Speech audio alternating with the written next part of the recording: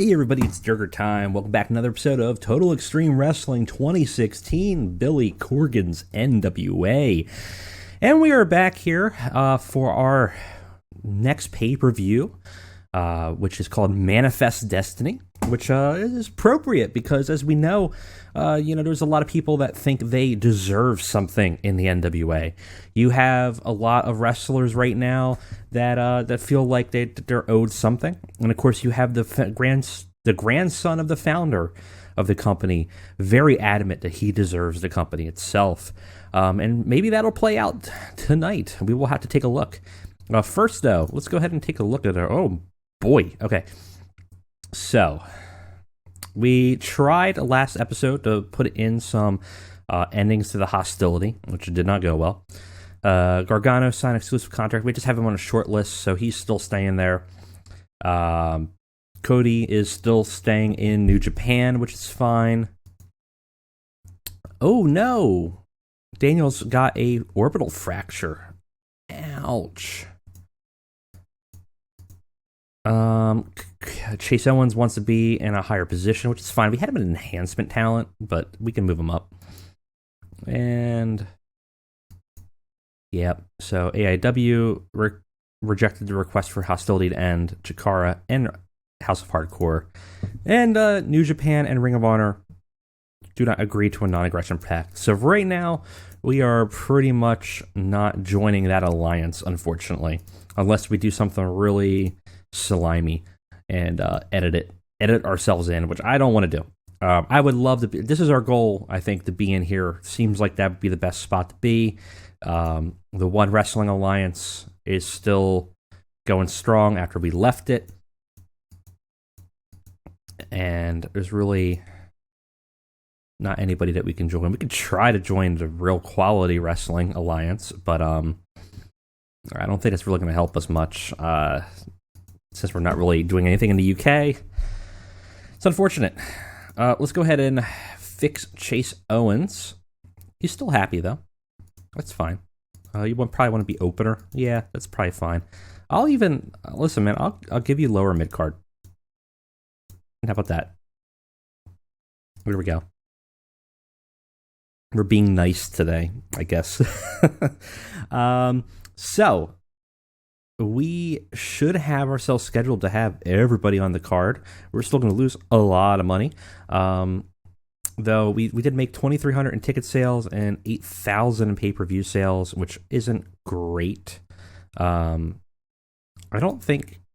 are we at the point where we could renegotiate this?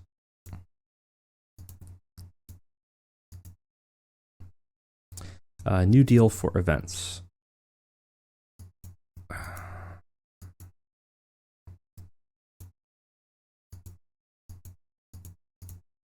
Okay. It's a pay-per-view deal. We currently have a afternoon time slot for the CW. They're technically a pay-per-view. I don't really know how that works, but they are medium size. So afternoon's not bad. We kind of want to... can we adjust the time slot? Okay, let's do a full extension offer. We will extend it for 1 year. But I want late evening. Would you give it to us? Late nights. Late nights is about the same as afternoon, which is not going to help us. Early evening. Definitely not going to give us evening. On demand is bad for us.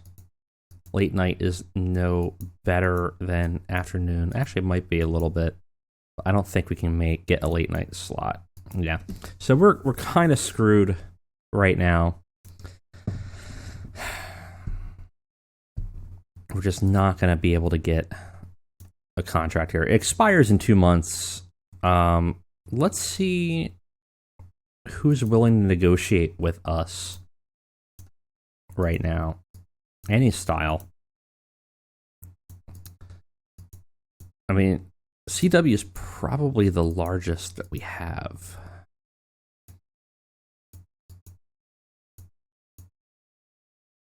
Very small, tiny.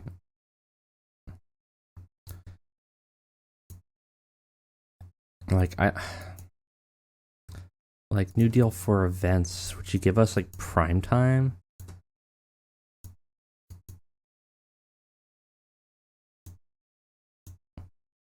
No, you're not even willing to do that. Evening? Early evening? Is it? So, I mean, they'd be willing to do that. I don't know. I still think we might need a TV show to boost our money. And we just have our B team play in it, and then we do one pay-per-view a month. I don't know. I think I like the way that we had it before. I think we're losing more money now with the two pay-per-view structure than we were when we did one TV show. Especially now that we have more momentum on our side. I don't know. Let's go ahead and go on with the show for now.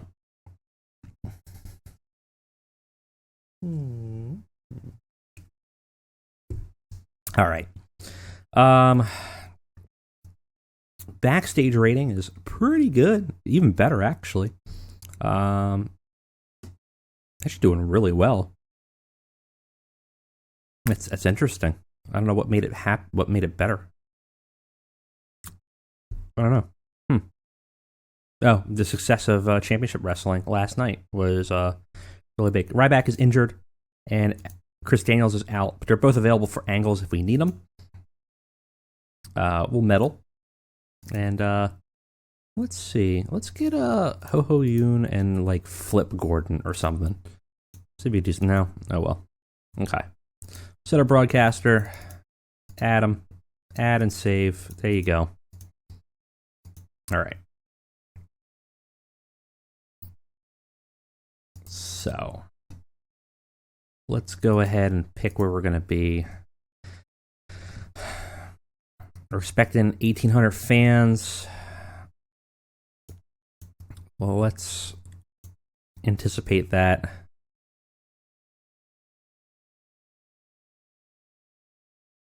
I mean, I'd rather sell them out. Why don't we sell it out? For now, that might not be a bad idea. It's better to sell out than have empty seats, even if we have a little bit less people coming in, especially because that's a hotbed. So that'll be worth it, I think. All right, guys, let's go ahead and book this show. We need 120 minutes. We need it to be, we need at least, it's meant to be 120% longer, 120 minutes. So we got between 90 and 150 minutes to work with. Let's go ahead and book Manifest Destiny.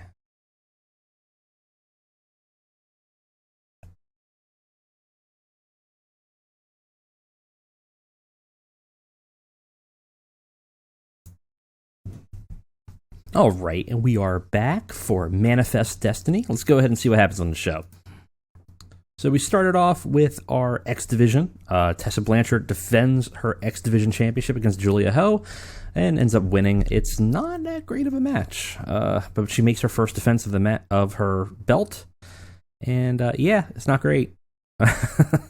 Not much to say about it. E+ is not fantastic. Tessa's, they're both pretty even. But, we did try to start the show off with a good work the crowd, and that did succeed at least.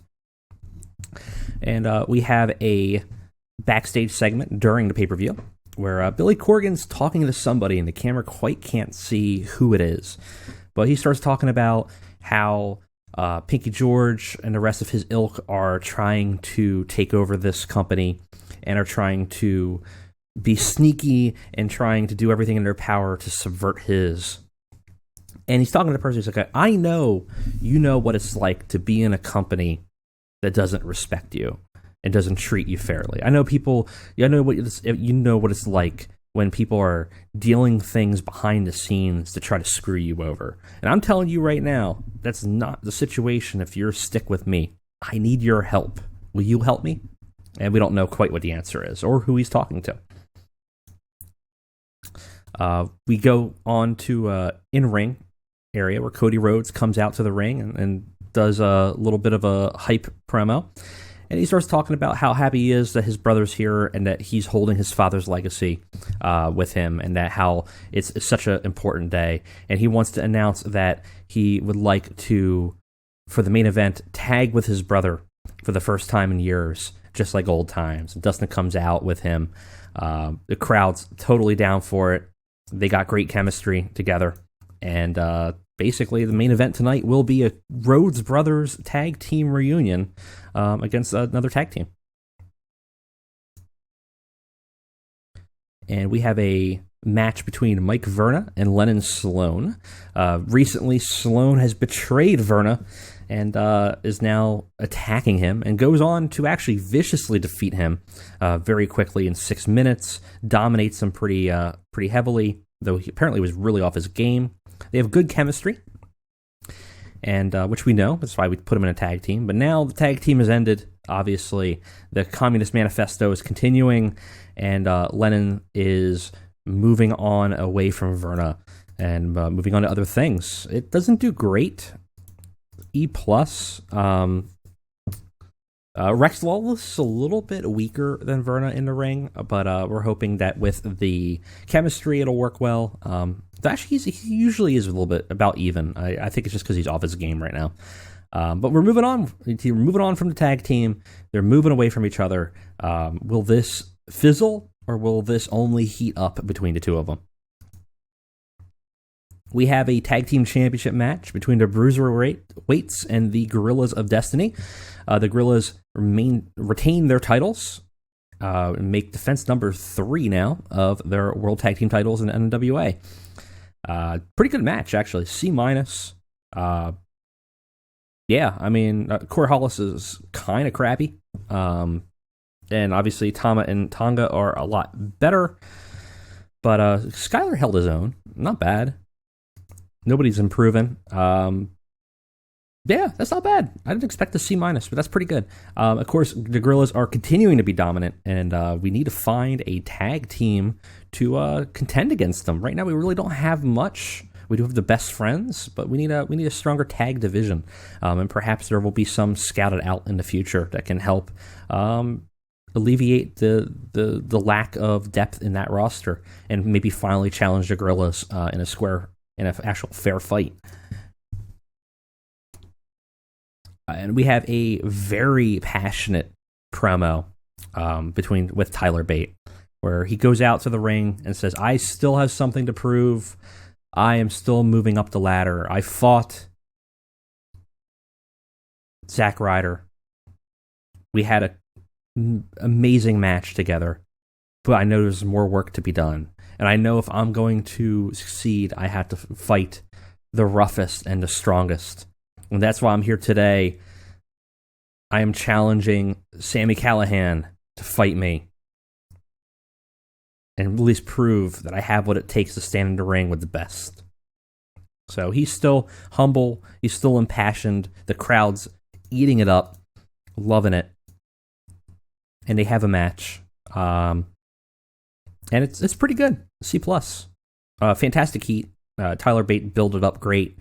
Good wrestling. Sammy's kind of the weak link here, but I mean that's hard. I mean, Tyler's so good. What do you expect? And Tyler's improving Rumble. They have a great match together. Can't ask for much more. Perfect. And Tyler continues his road to redemption to prove that he has what it takes to challenge Will Ospreay once again. And we have our match with Brian Pillman and Tim Storm. Now, Tim Storm sneaked his way into a contract match for the North American title. More machinations backstage by Paul Pinky George III. And it's a pretty good match, actually, even though Tim Storm's a little bit weaker. Brian Pillman defeats Tim Storm in 10 minutes by pinfall. Tim Storm's been doing a lot of cheaty things in this entire match, but he loses, and it's mostly because during the match, PJ Black runs into the ring and attacks Tim Storm. The ref doesn't see it. He basically, what ends up happening is Tim Storm's got a chair, the ref's knocked down because Tim Storm knocked the ref out, that type of thing. And he's going to hit Brian Pillman in the head.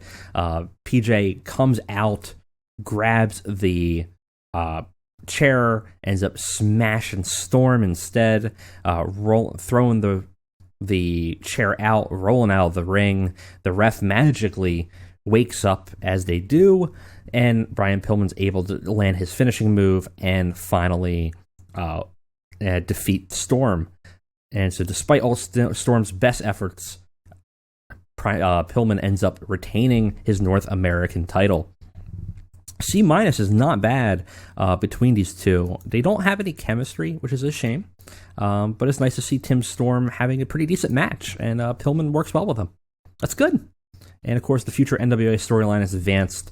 Now we know who Corgan was talking to, and it seems PJ Black seems to be aligning with Billy Corgan. And, do we have a turn? Oh, yes, that's right. We were going to turn him to a pyromaniac. Well, so perhaps instead of... Okay, so actually what ends up happening, rewind that, because he's going to get his pyromaniac gimmick. He's going to end up actually hitting him in the head, setting up a chair, a table, lighting it on fire, and tossing him into the fiery table. So he becomes the pyromaniac. It gets an above average, which is pretty good, and it's better than the poor gimmick that he had. And of course, now all of the people involved in this are now out in the ring as George comes out screaming, and Corgan comes out with a smug look on his face, and Tim Storm looking confused, and PJ Black looking like he wants to burn the place down. And the battle lines are now drawn, and we know that the fight between Corgan and George over the leadership of the NWA is not going to end easily. And we do now know that there are soldiers and alliances in this fight. Then we have an angle with Will Ospreay, who comes out to the ring after all the carnage is cleaned up, and he says that he was inspired by the former predecessor of his that had the junior heavyweight championship, and he says he is also a fighting champ, and he offers the spot to anyone that wants to fight. And he's really directing it to Tyler Bates, who actually comes out, but does not come out to fight. Tyler is not ready. And Will Ospreay actually looks a little disappointed. The two have a friendly rivalry. I think they really equally respect each other, and they want to work together. And Tyler is just not ready. Instead, though, Tyler Bates ends up joining the announce table to help commentate in the ring. And Nick Aldis comes out to fight. Nick Aldis does qualify. He's a light heavyweight, so he does qualify for the junior heavyweight title, and he comes out to fight for it. Great match, 15 minutes. Eventually ends with a 6:30 splash, and Will Ospreay makes defense number 2. Tyler Bates not great at announcing, but he's still there. That's a shame. It was a technical match, and the crowd was a little too rowdy, so that kind of took a penalty. Overall, though, the two did well, and C-, I'm not complaining about that. I don't think we should. And then, of course, we have a very spectacular entrance as the Rhodes brothers make their way down to the ring. They have kind of homage to the Stardust Goldust gimmick. Both of their faces are kind of semi-painted up. It's sort of just kind of an homage of the work that they did before, just to kind of give the fans a little bit of that nostalgia. They have great chemistry together, which you would expect, and it got the crowd hotter as they entered the ring. And they have a great match with the Best Friends. It's just a fun match to have as the main event, with neither of them really having any storylines going on right now. The Rhodes brothers defeat the Best Friends in 12 minutes. Cody Rhodes defeats Trent Beretta with a pinfall. Cody's working hard out there, but all of them are pretty even. Cody have great chemistry. Cody got hit or something. He got a detached retina. Shit. Damn. C+ though, not bad. Hopefully he's okay there. That's not good. We'll have to take a look at that. Great show. C. Some really good ratings there. Highest was 75. Tyler Bates joining the announce table. Oh no, actually 89. Tyler Bate seems to be the core here in terms of really bringing a lot of great stuff to the show. And wow, though, the detached retina. I hope he's okay. Well, we're going to point PJ Black as a good example.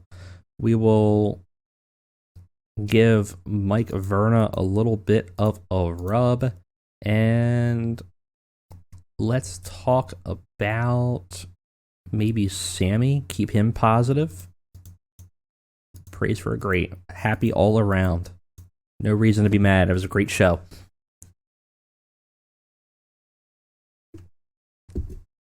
Can't ask for much more.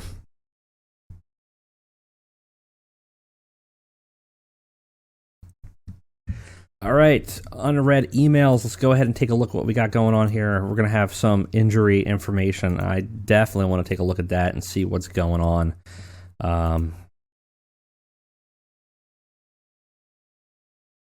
Oh, shit. Cody is going to be out for 5 freaking months. Oh, that is bad. That is real bad. Osprey's feeling a grueling schedule. Damn. Oh, boy. That is an injury, man. We're going to have to vacate the title. I would hate to do it, but holy crap. That is, that's some bad news. That's some real bad news. Man. I don't know what to do there. We'll have to set up something for the championship. But boy, we've been, I swear, I feel like we've been plagued by medical issues for a hell of a long time. Well, good news for him being fatigued because he's going to be out for a bit. Ryback's coming back in 27 days. Chris Daniels is coming back in 37 days. Rough. Really rough stuff. Anyways, guys, that is it for today. Thank you for joining me for Manifest Destiny. I will see you around. Thank you for watching.